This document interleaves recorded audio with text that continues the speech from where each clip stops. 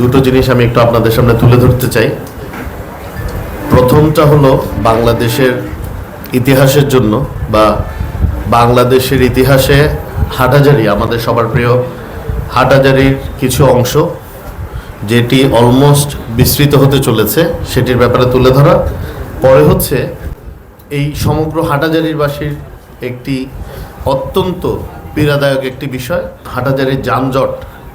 এই দুটো বিষয় নিয়ে আমি আজকে আপনাদের সাথে কিছু বিষয় শেয়ার করতে চাই। আপনারা জানেন আমাদের দল বাংলাদেশ জাতীয়তাবাদী দলের প্রতিষ্ঠাতা হচ্ছেন মহান স্বাধীনতার ঘোষক, বাংলাদেশের প্রথম রাষ্ট্রপতি এবং বাংলাদেশে বহুদলীয় গণতন্ত্রের রূপকার এবং বাংলাদেশ আধুনিক বাংলাদেশ করার কারিগর হিসেবে যাকে আমরা জানি, সেই মহান মুক্তিযোদ্ধা শহীদ রাষ্ট্রপতি জিয়া রহমান।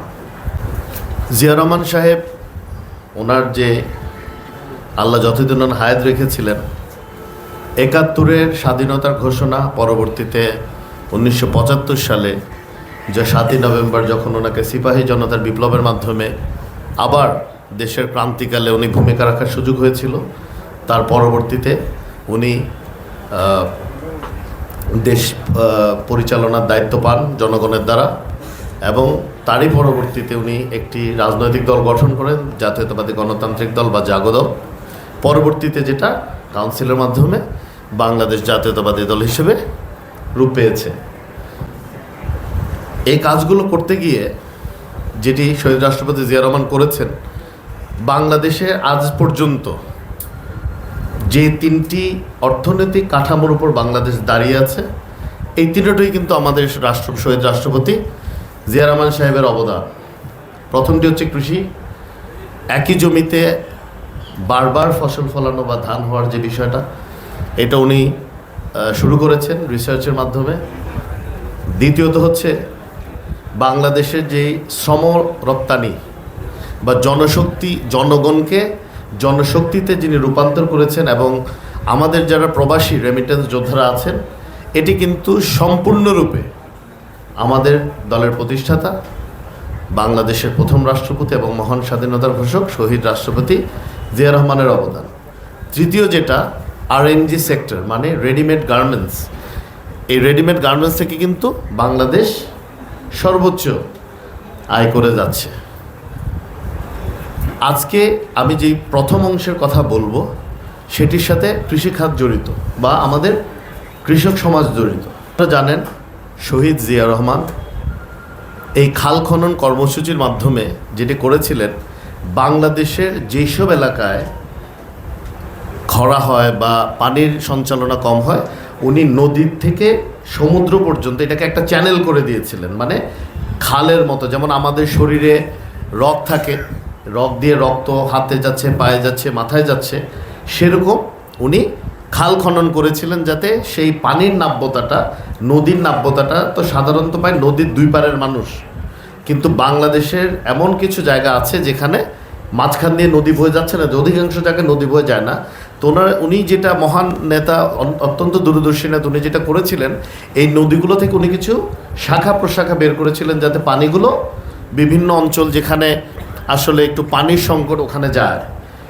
এই খাল খনন কর্মসূচি চট্টগ্রামে আমরা যেই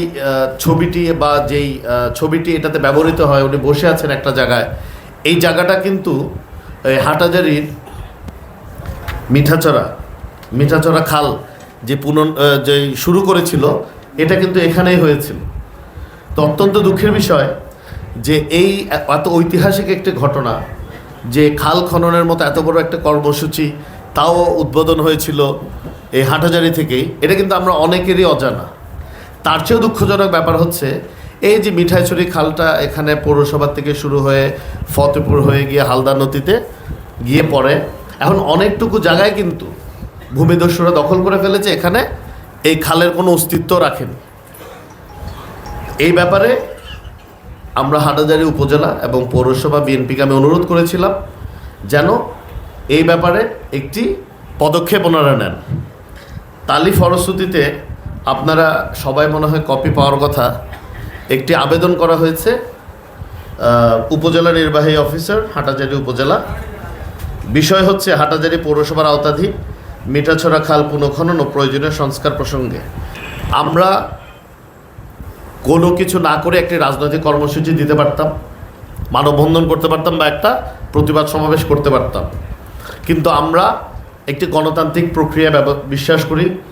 আমরা বিশ্বাস করি পদ্ধতিগতভাবে আমরা আগে সরকারের কাছে আহ্বান জানাবো যেন ওনারা এটার ব্যাপারে যারা যে জমিগুলো দখল হয়ে গেছে, বেদখল হয়ে গেছে খালের, ওই জমিগুলোকে পুনরুদ্ধার করে এই খালের নাব্যতাটা আবার ফিরিয়ে আনেন। ওনারা করলে আমরা ওনাদেরকে সর্বাত্মক সহযোগিতা করব, না হলে আমরা আমাদের প্রয়োজনীয় কর্মসূচি দেব। এটি কোনো ব্যক্তিগত এজেন্ডা নয়, এটি শুধু বিএনপির উপকার হবে এমন কোনো বিষয় নয়, এটি হাটাজারিবাসী এবং গণমানুষের জন্য একটি আমি মনে করি অত্যন্ত প্রয়োজনীয় ব্যবস্থা। আমি আপনাদের মাধ্যমে এই বক্তব্যটি তুলে ধরছি যাতে উপজেলা প্রশাসন তো অফিসিয়ালি জানেও, এবং এই সংবাদ প্রকাশের পর যেন জাতীয়ভাবেও একটি চাপ প্রয়োগ করা যায় যাতে অবিলম্বে এই মিঠাছড়া খালের যারা দখলে আছে অবৈধভাবে, এই স্বৈরাচারের দোসররা, তাদেরকে এখান থেকে উচ্ছেদ করে এই খালের নাব্যতাটা আবার ফিরিয়ে এনে আমাদের এলাকার হাজার হাজার কৃষক পরিবার যেন এটার উপকৃত হয়, এবং আমাদের পৌরসভায় যে এবং ওই যে ফতেপুরের এই এলাকাটাতে জলাবদ্ধতাটা হয় এটা থেকেও যেন মানুষজন মুক্তি পায়। এটা হচ্ছে আমাদের প্রথম অংশ। আমাদের নেতা জনাব তারেক রহমান, বাংলাদেশ জাতীয়তাবাদী দলের ভাইস চেয়ারম্যান, নির্দেশনা হচ্ছে আমাদের বাংলাদেশের রাজনীতির ধরনটা কিন্তু বদলে গেছে। এখানে আগের যে প্রথাগত রাজনীতি, গায়ের জোরে রাজনীতি বা পেশিশক্তির রাজনীতি বা লোক দেখানোর রাজনীতির কিন্তু ঠাঁই আর বাংলাদেশে হবে না। মানুষের কল্যাণে, মানুষের কাজে আসে এমন বিষয়ে সবসময় সম্পৃক্ত থাকা বলে উচিত আমরা মনে করি। আমি মনে করছি আজকে আমরা যেই দুটো বিষয় নিয়ে আপনাদের সাথে আলাপ করছি, নিশ্চয়ই আরও অনেক গুরুত্বপূর্ণ বিষয় আছে যেগুলো নিয়ে আপনারা যদি সহযোগিতা করেন অবশ্যই আমরাও ধারাবাহিকভাবে এরকম 2-3 মাস হোক বা মাসিক হোক একবার আপনাদের সাথে মিলিত হওয়ার চেষ্টা করব। তো এই প্রস্তাবগুলো আসলে বিএনপির যে খুব পার্সোনাল কাজে আসবে বা রাজনৈতিক উদ্দেশ্য হাসিল হবে তা কিন্তু না। আমাদের মিলিতভাবে যেটা বলার চেষ্টা করছি সেটা হচ্ছে আমাদের রাজনীতিটা মূলত গণমানুষের জন্য, এলাকাবাসীর জন্য। তো আমরা আমাদের প্রস্তাবগুলো আপনাদেরকে দিয়েছি শুধু নিউজ করার জন্য না, আপনাদের কিছু পরামর্শ বা আমাদের কোথায় প্রস্তাবনাটা সংযোজন বিয়োজন করতে হবে আপনারা যদি লিখিতভাবে এই দায়িত্বশীল যারা আছেন যে কোনো একজনকে দেন, আমরা সমন্বয় করে তারপর আমরা আবেদনটা করতে চাচ্ছি এবং দ্রুততম সময়ের মধ্যেই করতে চাচ্ছি।